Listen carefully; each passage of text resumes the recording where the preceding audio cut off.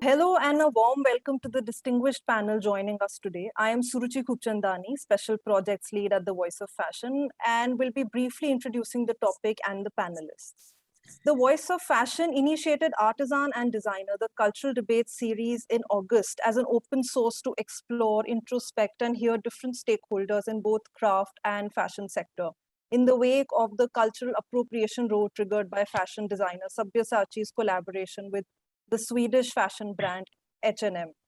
The idea was to go beyond the controversy and seek clarity on IPR in Indian crafts and design, which brings us today to a panel comprising both of representatives of fashion and craft sector to direct the debate to a constructive conclusion. With an agenda that we have today, to recognize best practices that can protect interest of artisans, weaver, as well as fashion designers as they work collaboratively. I'll briefly introduce our speakers today who have been kind enough to join us from different parts of the globe and the country itself. We have Ursula Di Castro joining us from London. She is an internationally recognized opinion leader in sustainable fashion. She co-founded Fashion Revolution in 2013, a global fashion advocacy platform which has presence in over 90 countries around the world. Good afternoon and welcome, Ursula. Thank you. Hello. Ritu Sethi is the founder trustee of Craft Revival Trust and the editor of Global INCH, the International Journal of Intangible Cultural Heritage. She also serves as an expert member on the consultative group for the Geographical Indications Act. Welcome, Rituji. Monica Mohsin joins us from Berlin. She's the founder of the Cultural Intellectual Property Rights Initiative and co-founder of Why We Craft. In her role as a cultural intellectual property and fashion lawyer, Monica regularly addresses topics related to law, cultural sustainability, cultural appropriation, and allied areas. A very good afternoon, Monica, and welcome to the panel. Thank you, Suruchi. Happy to be here. Reena Singh is a designer and co-founder of fashion label Eka, where she works primarily with textile craftspeople in rural, western, and eastern India to develop natural, sustainable fabrics in modern but enduring silhouettes. Welcome, Reena. Thank you. Thank you very much. Happy to be here. Meera Goradia has worked in the craft sector for over 3 decades. Besides being a consultant on craft projects for leading corporates and institutes, she has been an active member of the Creative Dignity Network that has emerged last year as a response to support artisan community due to the pandemic. So glad to have you, Meera, join us today. Thank you, Suruchi. Happy to be here. Brij Ballabh Udayawal is joining us from Sanganer, Rajasthan. Brij Ballabh ji is a 5th generation block print artisan and member of the Calico Printers Cooperative Society, which is in Sanganer. आपका बहुत स्वागत है, Brij Ballabh ji. And moving on to our moderator for the day, Shefali Vasudev. She is an author, she's a journalist and the editor-in-chief of The Voice of Fashion. As a cultural commentator, she reports on the intersections of urban society, pop culture, artisanal crafts, and fashion. Welcome, Shefali, and passing over the mic to you. Thank you, Suruchi. Brij Ballabh ji, क्योंकि सुरुचि ने आखिर में आपका परिचय दिया, मैं अपना order बदल देती हूँ in the spirit of the moment. सबसे पहले आप अपने आप को अनम्यूट करें. मैं ओपनिंग रिमार्क्स आपसे पूछूंगी. जब ये बात कि सब्यसाची ने H&M के लिए सांगानेर ब्लॉक प्रिंट के कुछ डिजाइन्स बनाए हैं और उसके ऊपर इतना बवाल हुआ है, कंट्रोवर्सी हैपेंड. संक्षिप्त में मुझे बताएं, what was your first reaction? आपने सुना भी वक्त से या देर से सुना? और आपने सुना तो आपको आपकी सबसे पहली प्रक्रिया, सबसे पहले रिएक्शन क्या था? जैसा कि हमारी जानकारी में आया था, जब कुछ अखबारों में छपा और क्रिएटिव डिग्निटी ने किसी ग्रुप में डाला, तो हमको पता चला कि ऐसा कुछ हुआ है जिसमें हमारे मोटिव्स को और नाम को डिजिटली प्रिंट करके और नाम का उपयोग करके दुरुपयोग किया गया है सांगानेरी हैंडब्लॉक प्रिंटिंग से जुड़े नाम और मोटिव्स का. सुनकर बहुत धक्का लगा और लगा कि अगर इस कला को डिजिटली किया जाने लगा है और वो भी इतने बड़े रिनॉन्ड लोगों के साथ में, रिनॉन्ड कंपनी के लिए जो कि अंतरराष्ट्रीय स्तर पर अपनी पहचान रखती है, तो लगा कि हम कारीगरों के लिए तो आने वाले समय में शायद अपने पेट पालन के लिए हमको मजदूरी करनी पड़ेगी। ऐसा कुछ आभास हुआ, ऐसा कुछ लगा। ओके, मैं इसका अनुवाद करती हूँ पहले हमारे अंग्रेजी बोलने वाले मित्रों और पैनलिस्ट के लिए. So Ursula, Monica, and of course others who heard, Brij Vallabhji says that the news came to him as a shock. He was upset when he heard that a certain misappropriation of the Sanganeri block print, digital misappropriation had been done. Designers had not, karigars had not been credited and quoted, and he felt that if such a renowned designer and such a well-known company could well do this, then artisans like him might have to start doing labor. It may or may not be an extreme response from an intellectual point of view, but it's an emotional response, and emotions are a part of any cultural debate. So well registered. Now, since I wanted his voice first, I also wanted to tell the panel that this series that the Voice of Fashion started in August was also an emotional and a spontaneous response from the Voice of Fashion. I was on holiday actually, and this controversy erupted, and I got so many messages, and there was so much going on, including one later from Meera, that I texted her from there saying, we would like to take this on and run a series. It was instant. And will you help us with your perspective? Can we reach out to this and that? She was as quick to respond. We spoke later in the night. Next morning, in 2 days, we had the series up and running. The Voice of Fashion saw that here was a fashion media debate that mattered. That's going to perhaps give us ways to translate and interpret this communication that we seem to be at loss. We seem to be at a loss. As a fashion media platform, I really don't know where the answers lay. Who was right, who was wrong? There definitely seemed to be a kind of onslaught on Sabyasachi, whereas what we know about Indian fashion, with due respect, we make a living out of this. But we know that a lot of work is derivative work. There is a lot of plagiarism on all sides. And so what was going on? Was a hate Sabyasachi campaign going on? What does plagiarism in this case mean? So Ritu Sethi, as I unfold the story of what went, I spoke to you and you said you got 100 phone calls. What were these 100 phone calls saying, and what was your instant response? Well, when the reverberation started on social media, I thought, aha, the flashpoint has come, because I have followed this issue very closely for the last 2 decades. And it happened to be Sabyasachi and H&M in the headlight glare. But it could have been any leading designer in India. It could have been a civil society organization. It could have been a retailer. It could have been many others. But what surprised me was that it struck a nerve. There was, as you said, heated conversations and emotions, but the nerve it struck was across a wide spectrum, from the artisans, of course, but also from young and old consumers of traditional arts and crafts, from design institutes to design students, from academics, everybody weighed in, including retailers and others. So that is what I felt, that while the heat and dust is now settling down, this is actually the time for reflection and thought. This is when we actually start work, which is why I was arguing with you about this topic, that is it closing arguments or is it the beginning of a roadmap? Because it is now when more nuanced conversations will start in this hugely complex ecosystem. So. Okay, so Ritu's answer takes me unavoidably to Meera Goradia. Meera, what was it about Sabyasachi and H&M that inspired or provoked the network that you represented to write this open letter to Sabyasachi? Why have such open letters not been written in the past to Ritu Kumar, Anita Dombre, a number of designers who have also used digital prints of existing design vocabularies from textiles and crafts in Indian fashion? Of course, I can name many more, but I'm using two leading names, powerful enough to make the point.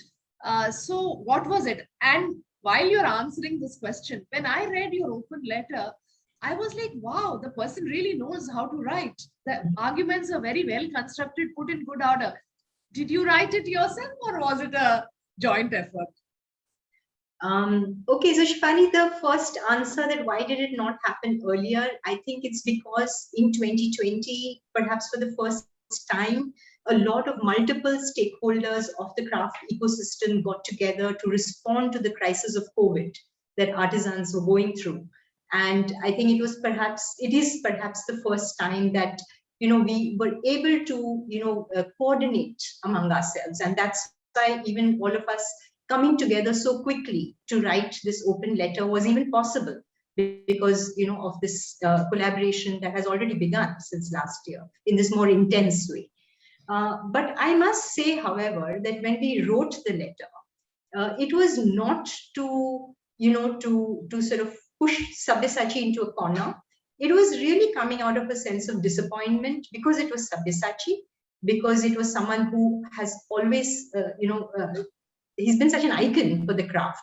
And I think there was a genuine need in us to want to understand that why would someone like him, who has built his brand on artisans, come out with a collection that evokes artisanship, but totally changes the technology, and why would he make such a choice? And if he changed the technology, why did he write on the artisan vocabulary, on the people that has actually built his brand? And so we actually wanted to, create this debate and discussion in the public forum. That was really the idea. Ursula, when you first heard or saw on Instagram and all, what did you exclaim or think? Was it, oh my God, one more? Because there have been so many instances internationally as well. Appropriation, cultural appropriation in fashion. It is one of those moments where you think, déjà vu, déjà vu, déjà vu, I've seen this, but I very much believe that all of this is possible because of the invisibility and the lack of culture that we have around our, autochthonous craft skills all over the world in many ways. And therefore, it's really complicated in many ways to, as you say, it's very difficult to find a solution. Everybody's having their own opinion around this. To be honest with you, to begin with, it took me a while to understand what the conversation was about, what was going on. It took a lot of digging because there are so many conversations around this. I mean, for me, what is crucial here is that artisan skills are born out of the soil and of the soul of a certain region, and therefore to re-technologize them, to bastardize them, cannot be done without permission, without collaboration, without an absolute equal and equitable distribution of the profit. Monica Mersin, your work, the direction that your legal work took, your interest in textiles, cultural sustainability, and the ideas that you speak with forcefully and persuasively in your TED Talk, which I watched a few times with great interest, including one time today. You argue from the point of collaboration. Now, my question is more simplistic here, that we assume, and we should assume, that trained urban designers who have gone to institutes, who have been trained in vocabularies of thinking and of design, why don't they get it? Why don't they, you think, get something as simple as the need to recognize, credit, and not culturally appropriate? What is it that needs to be told to them? Because you cite so many examples, Tom Ford, not just the Romanian blouse, but your interest in when you saw Adele wearing something, you have cited Dior, Louis Vuitton, Isabel Marant. So what do you think is missing here? Should it be taught in design schools? It must be taught.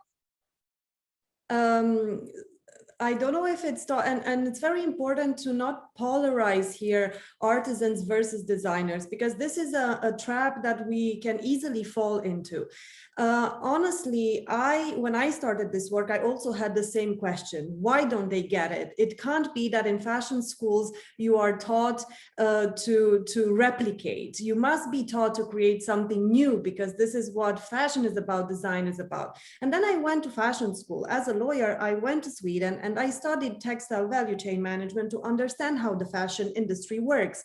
And although there are many, many good intentions, there are not yet all the tools to educate students, to immerse them into different cultural contexts, to translate different design languages and different cultural realities. For example, my passion for this specific field of law transformed me into a little informative student in the Swedish School of Textiles, and I started teaching cultural sustainability and cultural intellectual property rights workshops to my colleagues. It was the first time that they had heard even or could imagine that digitizing a traditional design could have negative consequences for a community. Why? Because they never thought that digitizing something could have a counter effect. On the one hand, you have a positive effect of safeguarding, let's say, an image, right? And you can transmit that to future generations.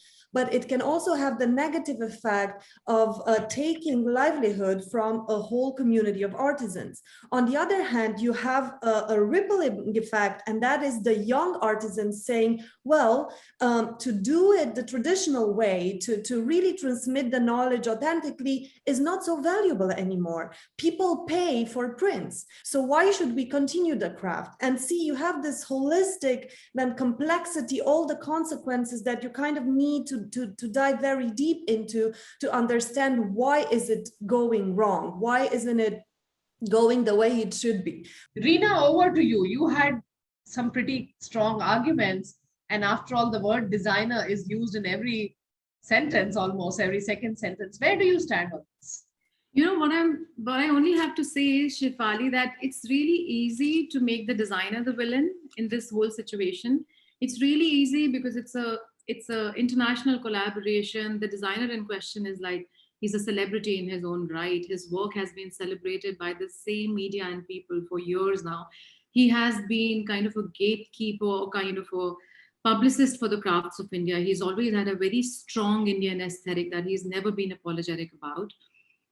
So when a person like that goes out for a collaboration with an international brand and he uses a motif language that belongs to a certain craft, unabashedly with modern techniques, with digital printing, and perhaps I don't even know whether the fabric was, I think a polyrayon or some kind of a fabric that H&M is associated with. You know, personally, I think that can be stopped this from happening, because it was more essentially H&M, and thereafter it is Sabyasachi's take on what India should be doing for H&M. Should he have said no to the collaboration? Should he have represented the collaboration in another way? Should he have not used Sanganeri print? Or should he have done what he was doing, but he would have done it with the craft community and the people? Is that even a possibility? I feel that the craft and the design is basically, we come from the same side. We are the same people.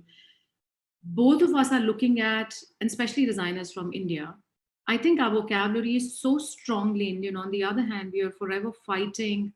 We are fighting to stand our own ground. We are not really looked at as a caricaturish, old world Indian aesthetic. And we are trying, we're really striving to stand on our own, to have a language that's modern and then yet it is Indian. A lot of us have been engaged in craft because that is the authenticity of what we do from India. However, each one of us realizes and executes in our own way. I think to say no to a collaboration like that, of course, we cannot ever guide it or decide for anybody. It's a designer's prerogative. If he wants to work with a brand like that, how he represents India again is his own prerogative. I feel the only way we can ask a designer, how is your intervention, if at all, with the craft community? Is it bringing what is the value addition for the craft, for example? Are we getting commercial value addition to the craft groups? Are we bringing popularity to the craft that we are talking about? Or is it about aesthetic and academic value to the craft? I don't think any designer in the past, now, or going forward is ever going to work with anything that's not going to bring them commercial viability. It doesn't work like that. Brij Vallabh ji, मैं आपसे पूछना चाह रही हूँ, आप जरा छोटे में हमें बताएंगे कि सांगानेरी प्रिंट में ऐसा क्या है, और उसकी जो चिन्स प्रिंटिंग फैमिली के साथ जो कनेक्ट है, कलमकारी एक तरफ, सांगानेरी, ऐसा क्या है कि इसका क्लियरली मार्केट है? जब इतने सारे डिजिटल प्रिंट इसके बनाए गए हैं, सब्यसाची ने H&M के लिए बनाया, तो आप ऐसा कौन सा काम करते हैं जो विशेष है? What is important about your work?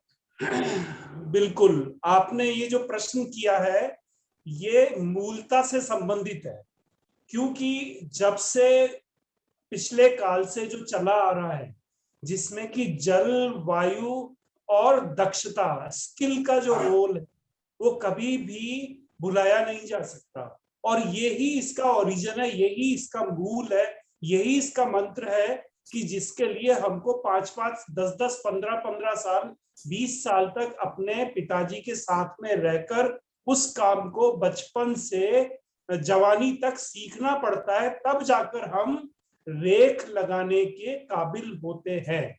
मतलब 1 साल की ट्रेनिंग पर्याप्त नहीं है। तो जब हम लोग को स्किल के लिए राष्ट्रपति द्वारा अपनी परंपराओं को जारी रखने के लिए हमको पुरस्कार दिया जाता है, वो इसलिए दिया जाता है कि हम परंपराओं को जारी रखते हुए अपने क्राफ्ट में लगे हुए हैं। Ritu, let me come to you. What these GI laws are so complicated, even for us to understand, though we can read and write. How does an artisan navigate this? You have been at the forefront of GI decisions and you know these. So please explain a bit. I want to actually step back for a minute and say that we must keep in mind that intellectual property rights came into play during the Industrial Revolution, when innovation and invention was rewarded. Traditional knowledge is based on community knowledge and knowledge that has been passed down over generations. Having said that, intellectual property laws do not by and large apply to community knowledge. So while we can use the copyright law, keep in mind that every intellectual property right is got a time limit. For instance, if I was to talk about even an author, even Rabindranath Tagore, his books were put out into the public in 70 years' time after his death. So that is point number one. So in India, we have the Geographic Indications Act, which was actually set up for agriculture. So it is place-based, but it applies to community knowledge and what a community does within a certain geography. Yes, it is complicated. And keep in mind one more thing, that it's a trade-related right. Yeah. So it is not necessarily community related. If I move to Sanganer and I start printing there, I can call my print a Sanganer print. If I move out of the geography and I may have a lineage of 10 generations, I cannot call it a Sanganeri print. So Right. you see, it's very fraught. It's not a great law for community traditional heritage knowledge, but at least it helps that the economic benefits go to makers within that geography. And therefore they have a share in the profits. That's number one. Number two, the sad thing is this law was implemented in India in 2003. Since then, about 370 GIs have been granted, a little under 60% to arts and crafts, and the rest are agriculture and manufacturing. For instance, in agriculture, whether it has been Darjeeling tea or spices or coffee, they have set into place a certification and authentication unit. So there's a stamp. This is GIT. Of this 60%, there is only one craft that I know of, and that is the pashmina that has set up an authentication and certifying unit. But I want to ask Ursula, when you look at the Indian fashion industry from where you sit, and its very definition, its identity depends on artisanal skill and traditional knowledge. Yet there are fashion minds at work that they have made it contemporary, wearable, usable, modern, interpretative. You know, there are so many things that fashion has brought, which means the two sides are both big forces for Indian fashion to stand where it is today. When words like collaborative best practice are used, what is collaborative best practice? How do we work towards this? Is it about hiring a referee in every fashion design label and company? What is it?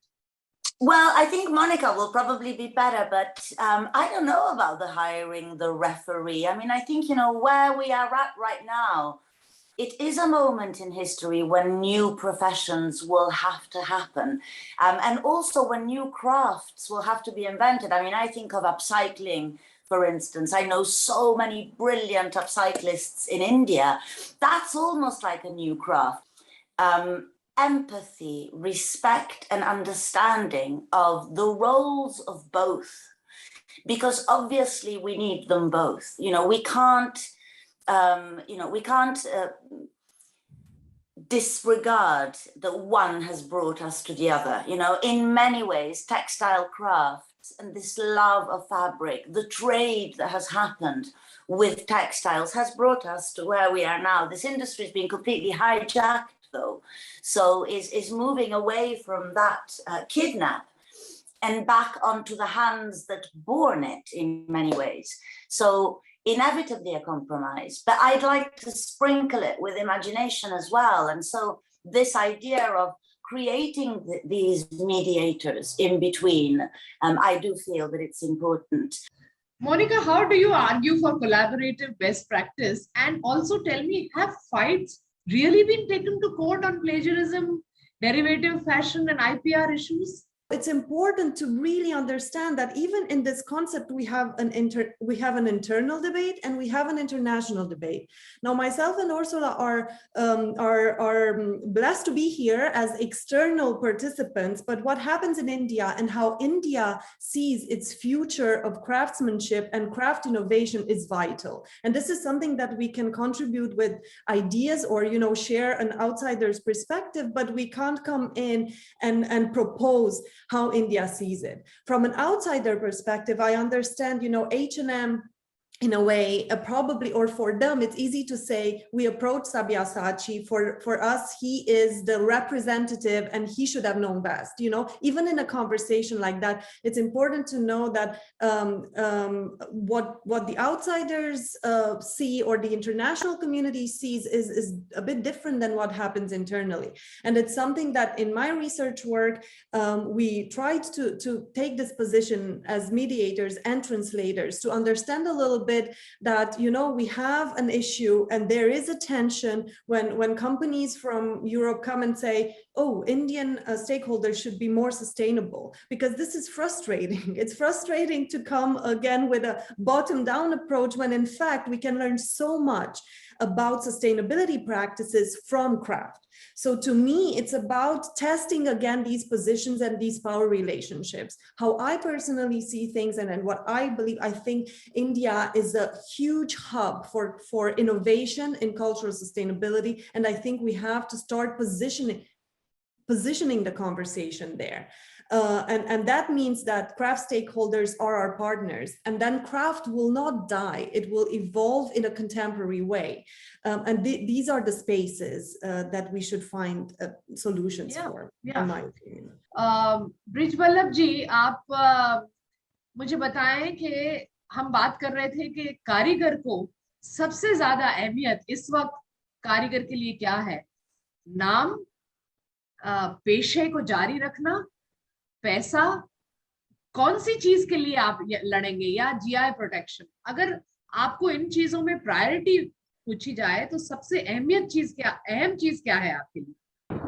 एक कारीगर के लिए, एक शिल्पकार के लिए, दस्तकार के लिए, बुनकर के लिए सबसे प्राथमिकता होती है आज के दिन के लिए कि शाम को उसकी रोटी उसको कैसे मिलेगी। हम कॉपीराइट, हम जीआई, हम पेटेंट, हम ट्रेडमार्क, बहुत दूर की बातें होती है, क्योंकि हमारे पास समय ही नहीं होता है। हमको अपने काम को पूरा करने के लिए अपनी मशक्कत सबसे पहले प्राथमिकता के रूप में लेनी पड़ती है। अब रही बात, जब हमको जीआई जैसी चीजें प्रोटेक्शन के रूप में, टूल के रूप में ग्रांट होती है, लेकिन हम लोग उसके पोस्ट एप्लीकेशंस में बिल्कुल जीरो हैं। ठीक है, हमको बहुत सारे हमारे वेल विशर्स ने ग्रांट तो करवा दिया, लेकिन बाद की एक्टिविटीज 10-10 सालों से नहीं हुई है कि हम रजिस्टर्ड यूजर की तरफ जा सके। तो जब रजिस्टर्ड यूजर नहीं है, उतनी समझ ही नहीं है हमें, तो शायद ये सब बातें अभी बहुत दूर की बातें हैं। आज जरूरी आवश्यकता इसी बात की है, और विशेष तौर पर महामारी के बाद में, कि कारीगर रोटी के लिए, एक एक रोटी के लिए तरस रहा है। तो ऐसे में शायद हम किसी से लड़ाई की क्षमता में तो बिल्कुल नहीं है, और इस तरह का कोई भी निर्णय हम नहीं ले सकते कि किसी से लड़ सकते हैं। जहां पर आपने कोलैबोरेशंस की बात की थी, मैं अपनी मन की बात कहना चाहता हूं कि कोई भी डिजाइनर बिना कारीगर के, दस्तकार के, बुनकर के डिजाइनर नहीं बनता है। पूरे 4 साल में वो जो इंस्टीट्यूट में नहीं सीख पाता है, कॉलेज में नहीं सीख पाता है, कारीगर के साथ आके वो 1 महीने में इंटर्नशिप के रूप में या 6 महीने में ग्रेजुएशन प्रोजेक्ट के रूप में सीखता है। तो जब हम उसको एक बच्चों की तरह, भाई की तरह, दोस्त की तरह अपनी जगह में पूरा प्यार मोहब्बत देते हैं, बाद में वो जब बड़ा होता है तो हमको भूल क्यों जाता है, अपनी टेलीफोन डायरी में से हमारा नाम भी निकाल देता है। ऐसा क्यों? ये हमारे लिए बहुत ही प्लीज गो अहेड जी। ब्रिज वल्लभ जी, मैं भी यही कहना चाहती हूँ, आप बिल्कुल सही, 100% सही बोल रहे हैं कि आपके बिना डिजाइनर का इनोवेशन कुछ भी नहीं है।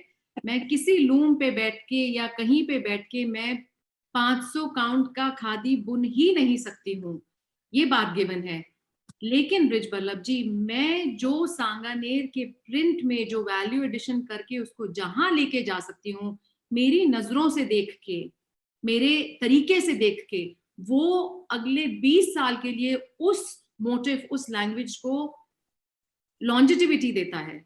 So my vision, what I'm saying is that the design intervention for craft can take the craft really a long way forward.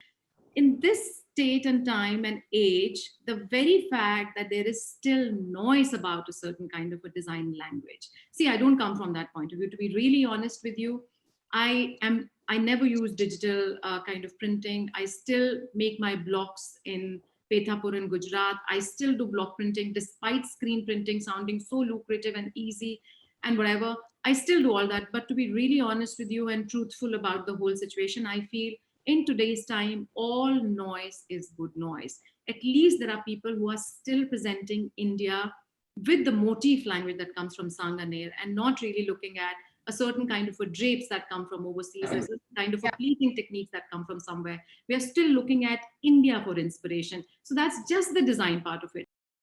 I'll ask Ursula for her closing arguments. Ursula, what is your last take on this? Quickly wrap this up for us. Again, it's, for me, it's knowledge and scrutiny and really understanding what we are talking about and having the time to find out more. These are complicated issues, but we have the intelligence to navigate through them, and the solutions are not going to be the same for all. Can I take this to Meera? Meera, where do you want to go from here? Starting with your letter, what's next? Okay, so just for the record, I want to say that I am actually copyleft. I don't believe in copyright, but I feel that when you are copyleft, it comes with a certain responsibility.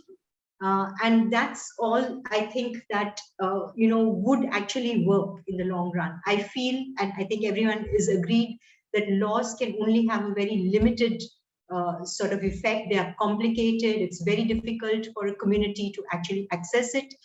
My experience with GI in Kutch also tells me the same thing. But it can change. We can set examples through practice. and through social protocols, through social contracts. That's how communities have safeguarded, their design vocabularies through social protocols. And I feel we need to find a new kind of social protocol because now the community has expanded to designers, to other creative practitioners, to businesses, entrepreneurs, and so on. Okay, Reena, do you want to take that and then I go to closing for closing No, I'm argument? saying relevance can only be inculcated with design. That relevance can only come from design, from functionality, from making the language such that people want it. There is always merit in design and craft collaborations together. I personally feel that so long as we're bringing that relevance into it, there is no way I would go anywhere else. I cannot do a jamdani from my basement. I will have to go to Bengal to do that. Likewise, I cannot go do a kunia in my basement. I'll have to do. My point is that we have to make that craft so intricate, so relevant, so artistic, and for whatever we want it to be in terms of protecting it, it cannot be simple. That's one of the arguments Sabyasachi has used, that he made a certain skirt, a certain print relevant. So I understand what you're saying. From a core purist point of view, it's a very powerful argument that without relevance, it'll anyway die. Now, how is the crucial part? Ritu, let me give you the closing. Do you agree, and where do we go from here? Well, everyone, this is the wonder of craft, and this is the wonder of a 5,000-year-old journey, which anyone who talks about craft starts with two facts: 5,000 years and largest sector. But what I want to highlight is, I agree with everybody, but I want to add a few things. And one is balance, nuance, give credit, be fair. And I don't want to give any closing arguments. I want to give some opening arguments. So, for I hope a long-lasting further discussion. So, whose design is it? For instance, any textile bazaar, any handcrafted textile that is available in the artisan market these days, what do I see? I see shibori. Goodness, 10 years back, there was a shibori workshop at NIT. There is rare bandhej or any resist dying craftsperson who doesn't make shibori. We are now exporting shibori to Japan. Why aren't the Japanese screaming about cultural appropriation? Why is shibori become our language? So while we talk about purists, digital printing, this and that, all of us know that when I go to Sanganer, when I go anywhere, in the backyard, craftspeople are screen printing. They themselves have digital prints. When I traveled across the length and breadth of Banaras, Ramnagar, Lota, the loom was there, and because there were orders, they were doing Palu. They didn't have an issue with it. It was their pattern. And this is the issue that hasn't been talked about here at all. There were always professional crafts that were made for clients. And these crafts moved according to what the client wanted. Today you want this, tomorrow you want that. That is innovation. Why are we neglecting these aspects? Right. So, when we are talking about traditional knowledge and heritage and large communities of 1,500 years, 2,000 years, we have to be more nuanced. So throwing stones, pointing at people, I mean, we need to realize that culture belongs to us all, and how we use it, how we run with it is up to us. And we can fight battle for anybody, but Brij Bhai himself has said, what is important for me is that I have my livelihood at the end of the day. Rozi roti sabse zyada zaruri hai. So we purists can go on, but let's actively listen to others. Yes, very well said. I'll borrow from you and quickly sum up in a line. And Meera Goradia, I think you and your network by that open letter, and however it flew, it has brought a very important and significant debate amidst us. We should all take responsibility to moderate it. Culture belongs to all of us. How we run with it is important. Brij Ballabh ji, आपने बहुत उम्दा कहा कि सबसे पहले कारीगर के लिए रोजी रोटी जरूरी है, जीआई और बाकी सारी चीजें, recognition भी बाद में आता है. All of you, this is an August panel. We have learned the voice of fashion has is immensely enriched and benefited from this. It will inform our future writings and reportings. And I thank you all profusely for being a part of not closing arguments, as Ritu Sethi says, opening ideas for a more fruitful and mutual dialogue.